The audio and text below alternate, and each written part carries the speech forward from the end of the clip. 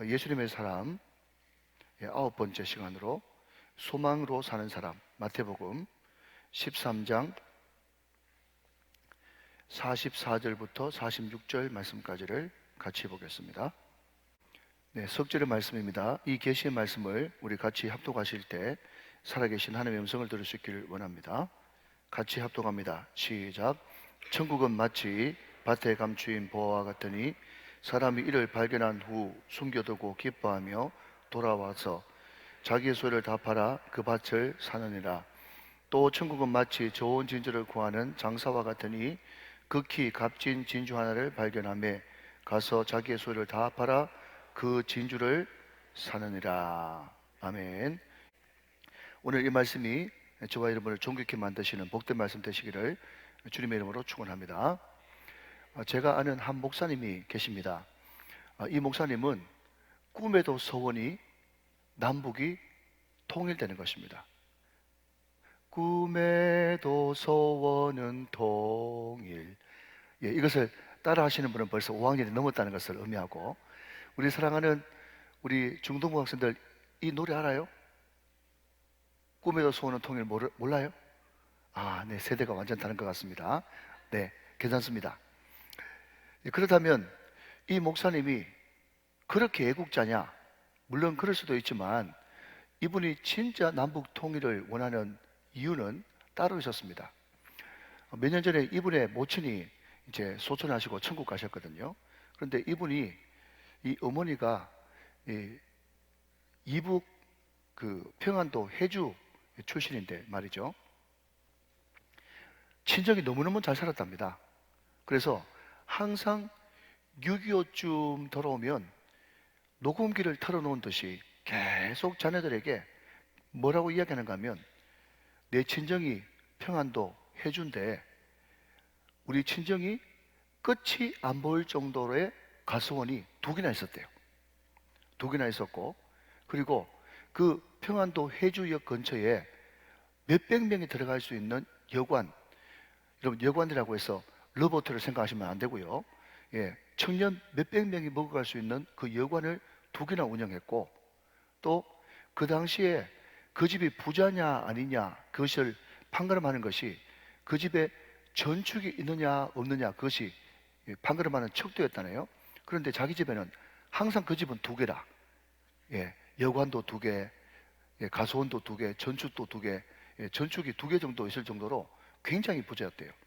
그렇게 호화호식하면서 잘 살고 있는데 문제는 유교가 뻥 터져버리니까 급하게 남한으로 이제 피난을 이렇게 가게 됐는데, 자기가 어릴 때 그때 나이가 벌써 19살이 넘어가지고 똑똑히 봤다는 거예요. 뭔가 하면 자기 아버지가 피난 내려오기 전에 땅을 파고 과수원 한 켠, 그게도 어딘지 정확하게 안다네요.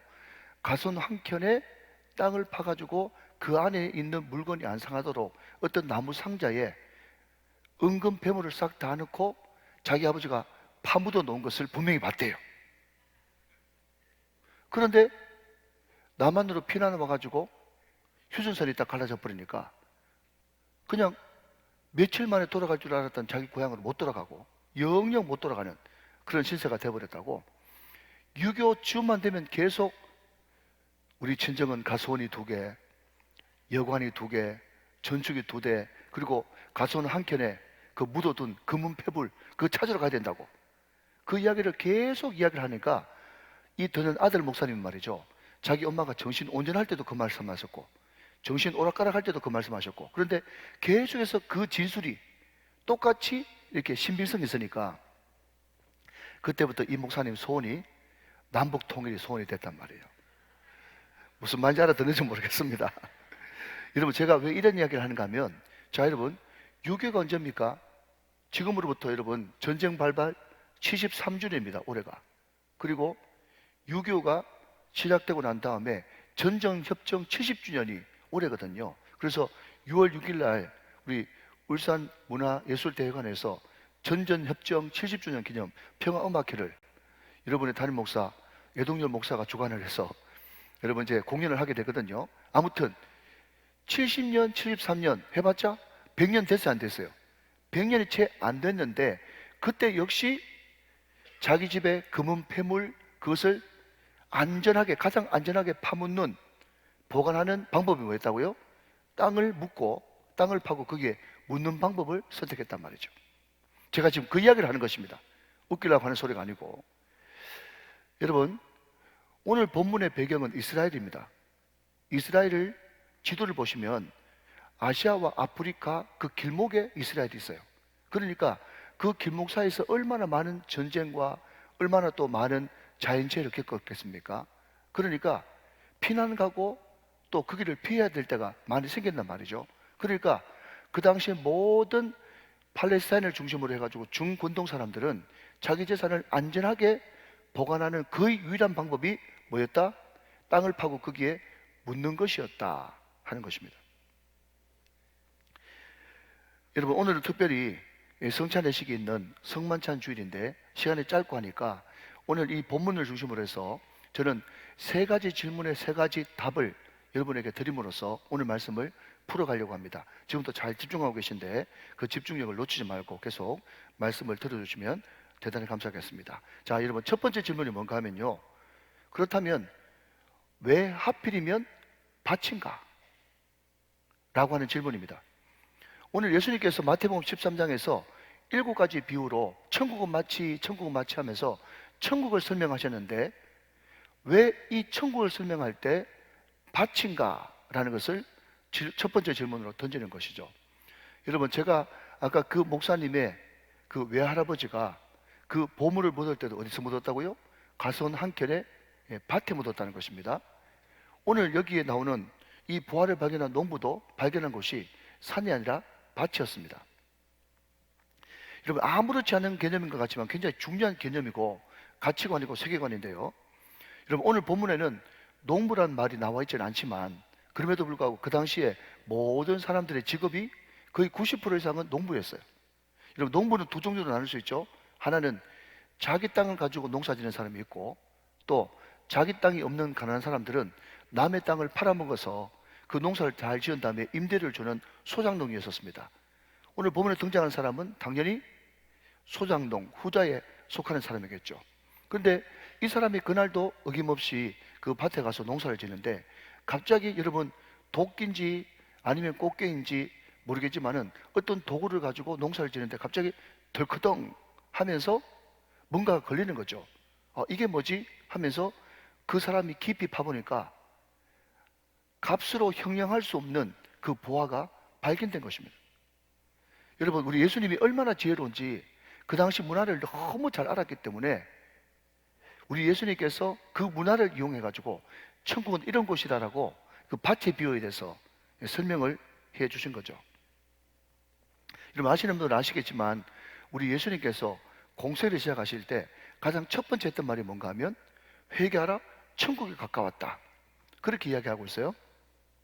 그러니까 여러분, 여기서 이야기하는 천국, 하나님의 나라는 예수님이죠.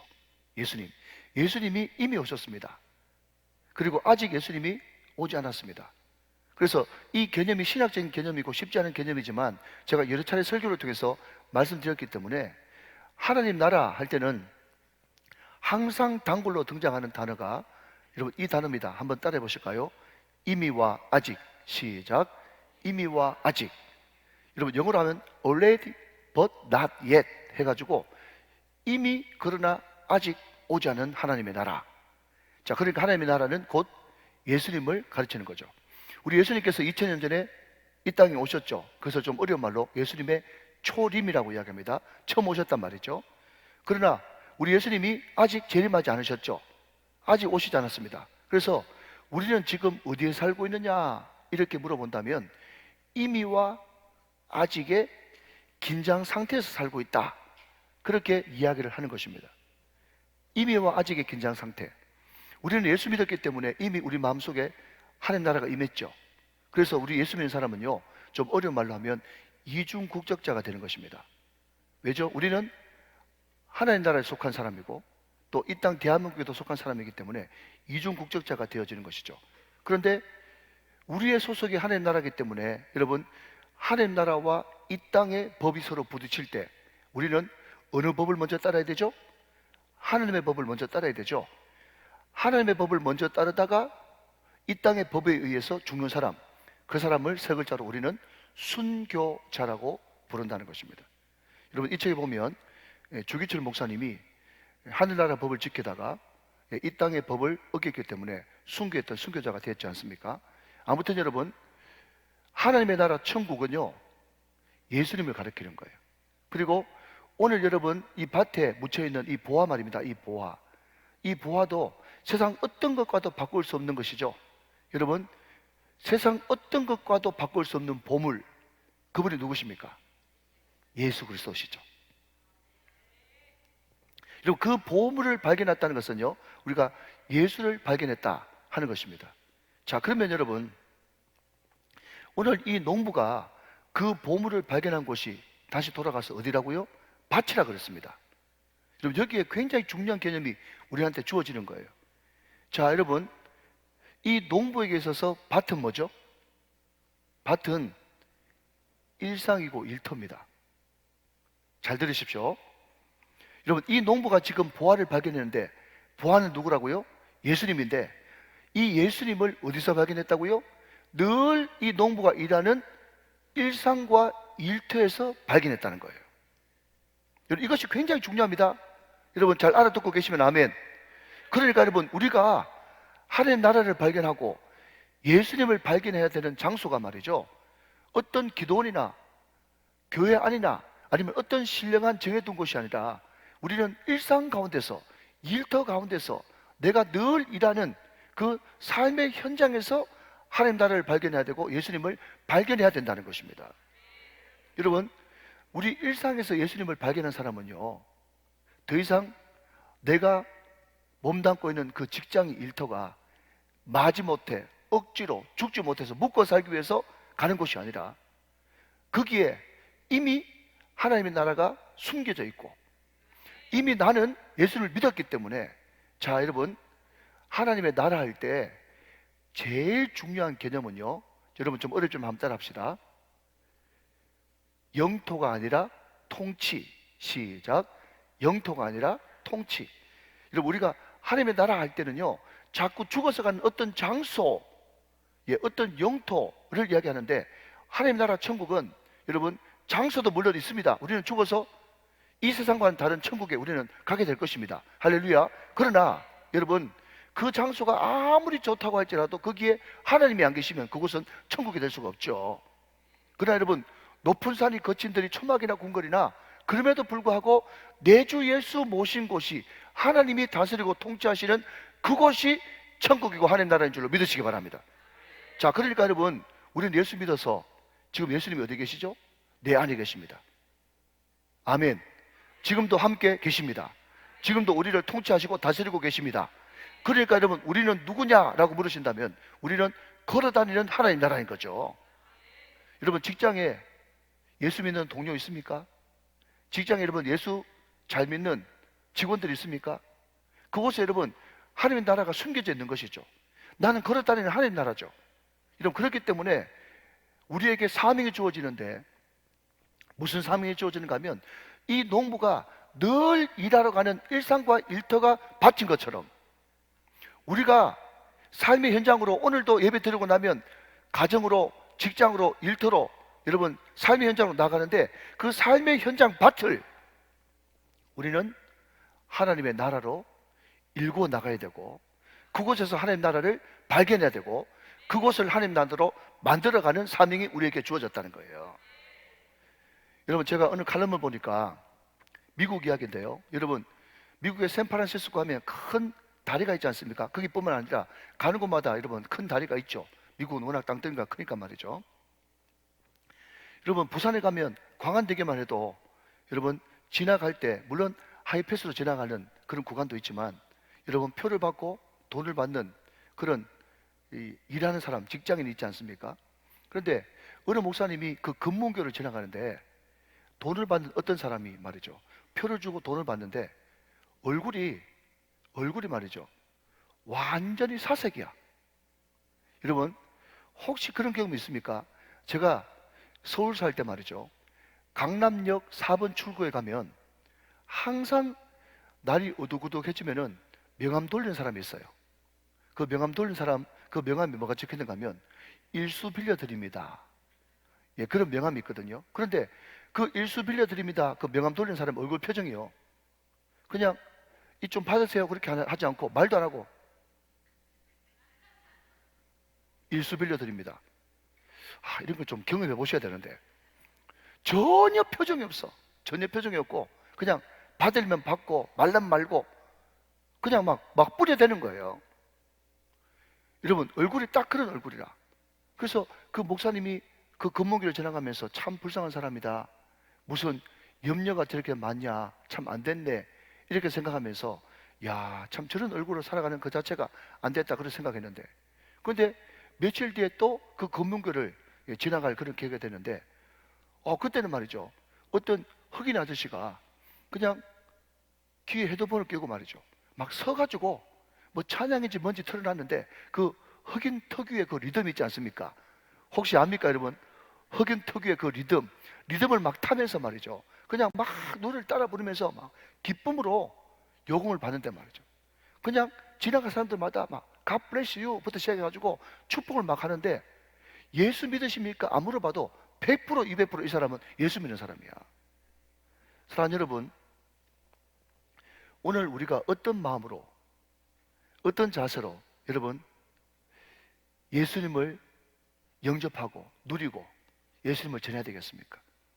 사랑하신 여러분, 오늘 이 보화가 밭에서 발견됐다는 것을 여러분 꼭 명심하시고, 여러분의 삶의 현장, 일터와 일상이 다 하나님 나라를 발견하고 하나님 나라를 누리고 전하는 복된 인생들이 다 되시기를 주님의 이름으로 축원합니다. 여러분, 결단코 여러분이 확신할 것은 뭔가 하면 하나님의 나라가 이미 임했습니다. 예수님이 이 땅에 오실 때, 초림하실 때 이미 하나님 나라가 임해있고요, 여러분들이 은밀하고 은폐되어 있는 그 하나님 나라를 발견하려고 눈만 뜨면 반드시 거기에 하나님 나라가 있습니다. 여러분, 그분과 더불어 동역하면서 여러분의 모든 일상과 일터를 하나님 나라로 점점 바꿔나갈 수 있는 천국 백성들 다 되시기를 주님의 이름으로 축원합니다. 축복합니다. 자, 한 걸음 더 나가서 두 번째 질문입니다. 두 번째 질문은요, 이 보화는 과연 찾아낸 것인가 발견한 것인가 하는 것입니다. 자, 여러분, 쉬운 질문이죠.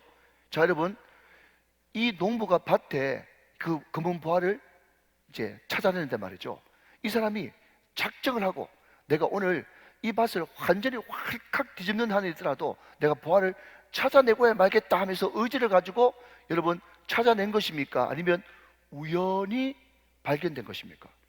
우연히 발견된 것이죠. 여러분, 이 말은 무슨 말인가 하면요, 그런 이야기 하려고 그러면 여러분 한도 끝도 없지만 저 같은 경우만 해도 저는 예수 예자도 모르고 교회 교자도 모르는 집안에 태어났습니다. 저는 예수 믿을 그런 팔자가 아닙니다, 전혀. 그런데 우연이라고 하는 표현을 통해서 제 친구가 교회 가자 해가지고 고등학교 1학년 때 처음으로 교회 나가게 됐습니다. 거기서 내가 주님을 만나가지고 이렇게 완전히 상상할 수도 없는 변화된 새 삶을 지금 살아가고 있어요. 여러분, 어떤 사람은 아내 때문에, 어떤 사람은 남편 때문에, 어떤 사람은 자녀 때문에, 어떤 사람은 사업이 망해서, 어떤 사람은 여러분 건강이 안 좋아서 수천 수만 가지의 각자 케이스 바이 케이스가 다 있지만, 그럼에도 불구하고 그 우연을 통한 하나님의 사랑, 그래서 여러분 이것을 어떤 사람은요 천둥 같은 사랑을 받았다 그렇게 이야기했고, 이것을 여러분 C.S. 루이스는 뭐라고 표현했는가 하면 예기치 않는 기쁨이 나한테 찾아왔다 그렇게 이야기하고 있어요. 예기치 않는 기쁨, 난 도무지 그 기쁨이 내 것이 될 수 없는데 천둥 같은 사랑으로 예기치 못한 기쁨이 자기에게 찾아온 것이죠. 여러분, 그렇기 때문에 말입니다, 여기는 어떤 공로도 있을 수가 없고 여기 어떤 자랑도 있을 수가 없는 거예요. 여러분, 우리 교회를 비롯한 다른 많은 교회에서 여러분들이 얼마나 많이 헌신하고 충성하시는지 저는 미뤄 짐작하고 어느 정도 다 알고 있습니다. 우리가 아무리 헌신하고 아무리 충성했고 아무리 희생했다고 할지라도 여러분 그 천둥 같은 사랑, 예기치 못한 기쁨을 우리에게 준 그분 앞에 우리는 결단코 헌신이니 희생이니 여러분 충성이니 이런 이야기를 감히 할 수가 없는 것이죠. 여러분 아시다시피 마태복음 13장에는 7가지 비유가 나온다고 말씀드렸습니다. 그런데 첫 번째, 두 번째가 짝이고요, 세 번째, 네 번째가 짝입니다. 오늘 여러분 감추어진 보아 비유, 진주 비유는요 다섯 번째, 여섯 번째 비유인데 이 두 가지 비유도 짝을 이루고 있어요. 자, 여러분 이 다섯 번째, 여섯 번째 비유가 짝이다라는 것을 머릿속에 넣어두시면서 오늘 본문 46절을 한번 보시겠습니까? 볼펜을 드시고요. 44절 말이죠. 44절 먼저. 자, 제가 읽습니다. 천국은 마치 밭에 감추인 보화와 같으니 사람이 이를 발견한 후 숨겨두고 기뻐하며 돌아가서 자기 소유를 다 팔아 그 밭을 사느니라. 자, 여러분 여기에 어디에 밑줄을 그으시는가 하면 다 팔아, 거기에 밑줄 한번 그어보시기 바랍니다. 자, 46절로 넘어갑니다. 자, 46절 저와 같이 한번 읽어보시죠. 시작. 극히 값진 진주 하나를 발견하며 가서 자기 소유를 다 팔아 그 진주를 사느니라. 그게 다 팔아에 또 밑줄 한번 그어보십시오. 여러분 편의상 44절에 다 팔아를 1이라고 적으시고요, 46절에 다 팔아를 편의상 2라고 적어보십시오. 여러분 제가 헬라어를 소개해드리지만 그냥 헬라어는 잊어버리고요, 그냥 한번 들어보십시오. 우리말 성경에는 44절에도 다 팔아, 46절에도 다 팔아 이렇게 되어 있는데 말이죠, 헬라 원문으로 가면 다 팔아라는 말이 다릅니다. 다른 단어를 쓰고 있어요. 44절에 1번에 다 팔아는요 폴레오라는 단어를 쓰고요, 46절에 다 팔아는요 피필라스코라는 단어를 씁니다. 피필라스코, 폴레오. 44절에 다 팔아는 폴레오, 46절에 다 팔아는 피필라스코라는 단어를 쓰는데 이 말이 무슨 말이냐? 자, 들어보십시오.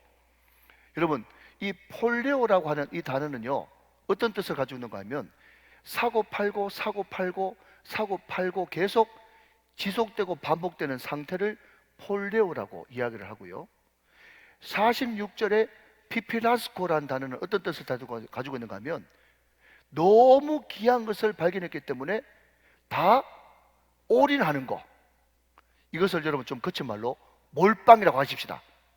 다 여러분 자기 재산을 싹 다 털어가지고 한 번에 몰빵하는 거, 이것이 피필라스코입니다.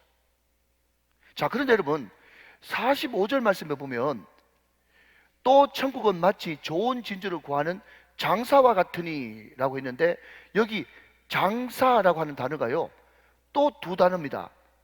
제가 원문을 말씀드리지 않습니다. 하나는요 점포를 차려놓고 하는 그런 장사가 있고요, 또 하나는요 배 타고 아니면 비행기를 타고 하는 무역이 있습니다. 무역. 그런데 물론 그때는 비행기가 없었기 때문에 배 타고 무역했겠죠. 오늘 여러분 45절에 나오는 이 장사는요 뭔가 하면 무역업을 가르치는 거예요. 자, 여러분 정리해 봅니다. 여러분 무역이 뭐죠? 무역은 여기서 물건 좀 싸게 사가지고 다른 나라 가가지고 더 비싸게 팔고 이윤 남기고, 또 거기서 물건 사가지고 또 싸게 사가지고 다른 나라 가서 더 큰 이윤 남기고, 그래서 계속 이윤 남기고 이윤 남기고 해가지고 여러분 부를 축적하는 것이 무역 아니겠습니까? 그런데 어느 날 장사하는 데는 전 세계를 돌아다니면서 전문가인 이 무역상 사업하시는 분이 말이죠, 이 사람은 여러분 진주의 전문가예요. 그런데 진주 하나를 딱 발견했는데 이거 뭐야? 이거 어마어마한 거잖아. 그러면서 자기의 전 재산, 여기 여러분 전 재산이라고 하는 말을 다른 말로 바꾸면 평생 동안 업을 했던 그 무역업을 종집을 찍는 한이 있더라도 내가 싹 다 팔아가지고 이 값진 진주를 살 만큼 너무나 귀한 진주를 발견했단 말이죠. 그래서 여러분 자기의 모든 전 재산을 다 털어가지고 몰빵 올인해가지고 이 진주를 샀다라고 하는 것이 진주 비유의 핵심입니다. 근데 여러분 이 2번 46절에 나오는 이 다파라 피필라스코라고 하는 이 단어가 어느 성경 본문에 또 쓰였는가 하면요, 여러분 이것을 우리 좀 어려운 말로 용례라 그러죠. 여러분 피필라스코의 다른 용례를 한번 보면 로마서 7장 14절 말씀에 나와 있습니다. 로마서 7장 14절 말씀 앞을 보시면서 같이 한번 읽어볼까요? 너무 중요한 단어입니다. 시작. 우리가 율법은 신령한 줄 알거니와 나는 육신에 속하여 죄 아래 팔렸도다. 이 팔렸도다라고 하는 이 단어가 피페라스코라는 단어입니다. 무슨 이야기인가 하면요, 여러분, 하나님은 우리를 존귀한 만물의 영장으로 지으셨지만 우리가 육신에 팔려, 죄에 팔려 우리는 마귀에게 팔린 존재가 됐어요. 원래 우리는 하나님의 자녀로 지음받았는데 우리가 율법에 속하고 죄에 속해가지고 마귀의 자녀가 됐단 말이죠. 그 마귀의 자녀로 묶여있는 나를, 그 마귀의 노예가 되어 있는 나를 구원하시고 천국 백성 삼으시려고 우리 예수님께서 피값을 주고 자기 생명값을 주고 자기 생명에 오리를 해서 우리를 그분의 생명값 피값으로 우리를 다시 샀단 말이죠. 여러분, 여기에 이 팔렸도다 샀다라고 하는 이 단어가 뭔가 하면 피페라스코라는 단어를 쓰는 거예요. 사랑하는 여러분, 성령께서 오늘 이 시간 저와 여러분에게 성령으로 임하시기를 원하는데 제발 여러분, 제가 우리 교회 부임해서 처음으로 이 단어를 씁니다. 내가 진실로 내게 이르노니, 하나님이 여러분을 생각하실 때 자기의 생명, 자기의 피값, 자기의 전부를 쏟아부었으라도 여러분을 살만한 가치가 있는 진주로, 보석 같은 존재로 여러분을 보신다는 사실을 믿으시면 아멘 하시기 바랍니다. 여러분, 이것이 여러분에게 성령을 통해서 믿음으로 다가오면, 믿어지면 저와 여러분의 생각 가운데 천지개벽이 일어나는 거예요. 사랑하는 여러분, 여러분들이 아무리 부인해도 우리 예수님은 여러분을 진주로 보십니다. 여러분, 여기 등장하는 진주는 누구냐? 바로 나예요. 여러분이에요. 우리 예수님께서 자기의 생명값, 피값을 주고 올인해서 살 수밖에 없었던 값비싼 진주가 바로 여러분이란 말이에요. 여러분, 여러분을 그 엄청난 피값으로 사셨습니다. 이 은혜와 이 사랑, 이 벼락같이 천둥같이 임한 이 사랑을 내가 진실로 믿는다면 우리에게 전부를 다 주신 그분 앞에 희생이니 헌신이니 충성이니 내가 얼마나 열심히 했느니 그런 이야기는 전혀 말할 수가 없죠? 말해서는 안 되죠? 그 엄청난 값비싼 희생이 있었기 때문에 우리는 점점 46절에 폴레오, 내 것을 내어주고 내 것을 내어주고 내 것을 계속해서 내어주면서 점점 주님의 것을 사고 주님의 것을 사고 점점 주님의 것으로 채워지는 그런 역사가 일어난다는 말이죠. 여러분, 이것을 우리는 순종이라고 말하고, 여러분, 이것을 자기를 부인하고 여러분 십자가를 지고 따라가는 순종의 길, 십자가의 길이라고 이야기하고 있는 것입니다.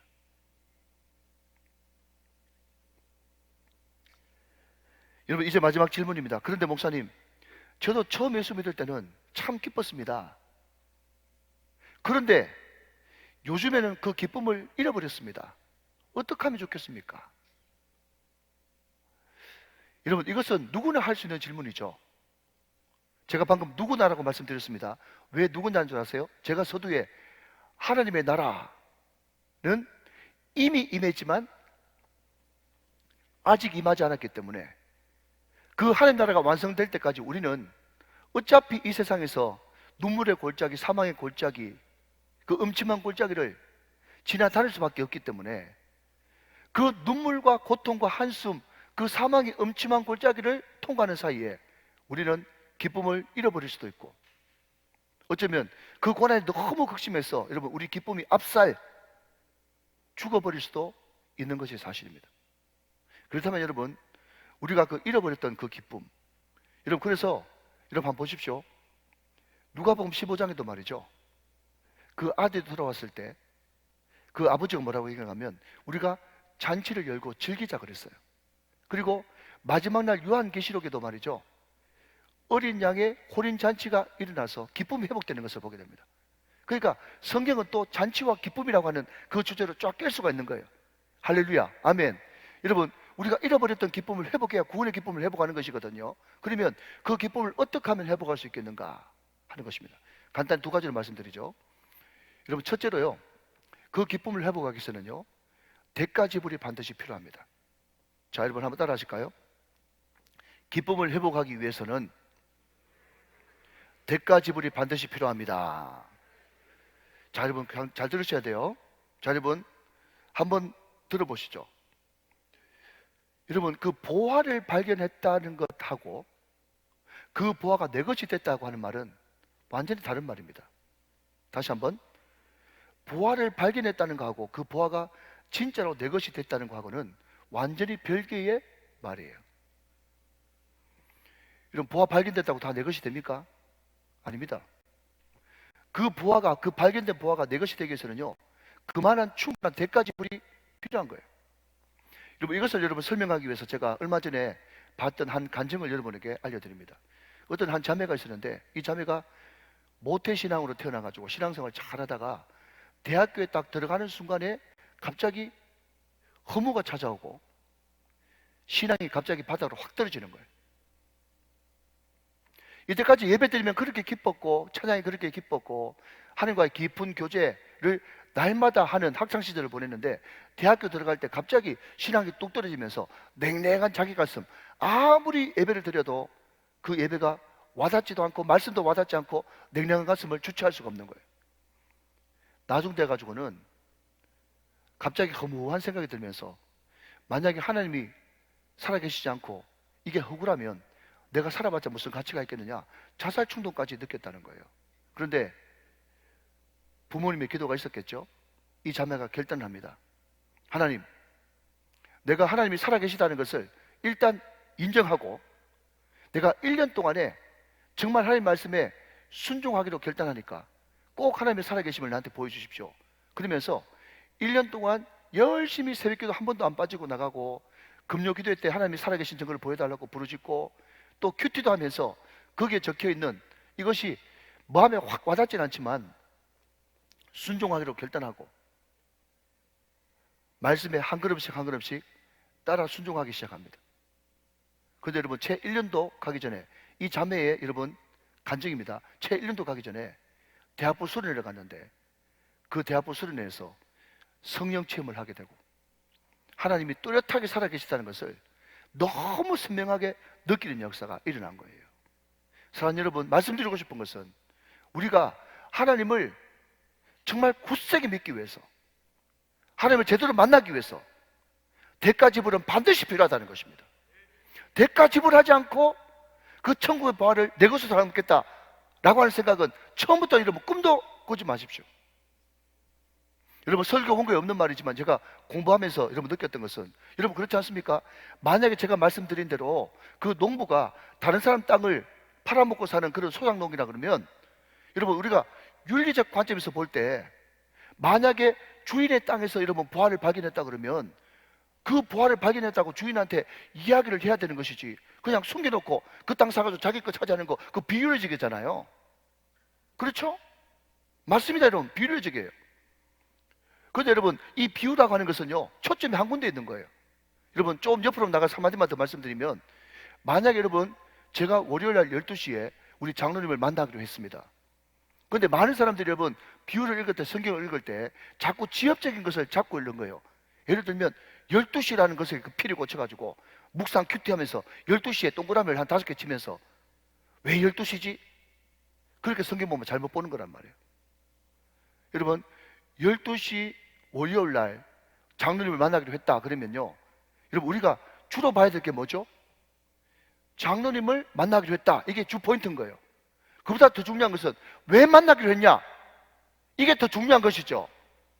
좀 알아들으면 좋겠는데, 아시겠습니까 여러분? 12시에 피리 꽂히지 말라고. 그러면 여러분, 많은 사람들이 이렇게 생각합니다. 원래 삐딱선을 타는 사람들은 뭔가 하면, 아이고 목사님 설교 들으니까 그 소장농이라며, 주인 따로 있다며, 그러면 거기서 보화가 발견됐으면 주인한테 가가지고 신고해가지고 내가 땅 갈다가 보화를 발견했습니다 하면서 신고해야 맞지, 그것을 숨겨두고 그것을 차지하면 되겠냐? 그거 비윤리적인 거 아니야? 철저하게 인간적으로 여러분 성경을 보는 거죠. 근데 여러분, 비유의 초점은 제가 하나라고 말씀드렸지 않습니까? 이 비유의 초점은 뭔가 하면요, 내가 정말 가치 있고 이것이 내 생사를 좌우하는 너무 소중한 것을 발견했을 때는, 이 소중한 것은 결단코 둘로 나눌 수도 없고 이것은 공유할 수도 없고 그것은 무조건 차지해야 되는 그것이 이 비유의 초점이라는 거예요. 여러분, 이것이 무슨 예를 들 수 있습니까? 야곱이 죽어도 장자권을 차지하고 싶었던 그 열망하고 맞닿아 있다는 거예요. 여러분, 다시 돌아옵니다. 여러분, 그 땅을 차지하기 위해서 그 모든 것을 뛰어넘는 대가 지불을 했듯이 우리도 기쁨을 회복하고 다시 주님을 뜨겁게 만나기 위해서는 그만한 대가 지불을 우리가 치러야만 그 보화가 비로소 내 것이 될 수 있다는 것입니다. 사랑하는 여러분, 기꺼이 대가 지불하기를 기뻐하는 여러분 되시기를 주님의 이름으로 축원합니다. 자, 마지막으로 여러분 또 하나, 히브리서 12장 1절 2절 말씀을 한번 보시면 제가 읽습니다. 이러므로 우리에게 구름같이 둘러싼 허다한 증인들이 있어요. 모든 무거운 것과 음행이 쉬운 죄를 벗어버리고 인내로서 우리 앞에 당한 경주를 하며 2절, 믿음의 주여 또 온전케 하신 이 예수를 바라보자. 그는 그 앞에 있는 기쁨을 위하여 십자가를 참으사 부끄러움을 개의치 아니하시더니 하늘 보좌 우편에 앉아 있었다. 그런 겁니다. 자, 여러분, 이런 예를 한번 들어보겠습니다. 여러분, 제가 오래전에 설악산 대청봉에 올라갔어요. 여러분 아시다시피 대청봉에 올라가는 루트가 여러 가지가 있지 않습니까? 그런데 새벽 일찍 일어나가지고 가장 난해한 코스를 잡아가지고 올라가기 시작합니다. 저는 등산 전문가가 아니기 때문에 한참 동안 올라갔는데 한 6시간 올라간 것 같아요. 그런데 이미 이 사람들은 언제부터 올라갔는지 아니면 등산 전문가인지 모르겠지만 정상을 밟고 내려온 사람이 있더라고요. 도저히 못 올라갈 것 같아요. 이제 얼마 안 남았는데 제가 내려온 그분들을 보면서 말이죠, 존경한 눈빛으로 제가 두 가지 질문을 했습니다. 하나는 얼마 남았습니까? 첫 번째 질문, 얼마 남았습니까? 두 번째 질문, 거기 좋습니까? 두 가지 질문이에요. 여러분, 그때 그 어른들이 말이죠, 등산 전문가가 올라갔다 내려오면서 하는 말이 뭔가 하면 얼마 안 남았어. 첫 번째 대답. 두 번째, 죽여줘. 안 올라가면 후회해. 두 가지 대답했어. 여러분, 그때 만약에 정산에 등극해본 정인이 말이죠, 가봐야 별 거 없어, 뭐 다 똑같이 뭘 그래, 그러면 저는 거의 90% 이상 포기했을 거예요. 그런데 그 정인들, 그 정상 등극에서 내려오는 그 수많은 정인들이 얼마 안 남았어, 죽여줘, 안 올라가면 후회해 라고 하는 그 정인들의 허다한 정언이 있었기 때문에 여러분, 그래 한번 올라가 보자, 끝까지 한번 올라가 보자 하면서 여러분 정상 등극을 하게 된 것이죠. 사랑하신 여러분, 이미 하늘 나라를 경험한 수다한 정인들, 구름같이 허다한 정인들이 얼마 안 남았다고, 그곳이 너무너무 좋은 곳이라고 우리들에게 정언하고 있습니다. 여러분, 구름같이 허다한 정인들의 그 정언의 말씀을 듣고 우리가 믿음의 주여, 믿음의 창시자여 우리를 온전케 하시는 예수로서 그분을 24시간 365일 끊임없이 바라보면서 그분과 동행하면서 나는 죽고 예수로 사는 삶, 소망의 사람이 되셔서 늘 주님을 바라보며 나갈 수 있는 믿음의 권속들이 다 되시기를 주님의 이름으로 축원합니다. 오늘 이 은혜가 주의 살과 주의 피를 기념하는 모든 성도들과 우리 다음 세대들에게 충만하게 되시기를 주 예수 그리스도의 이름으로 축원합니다. 축복합니다.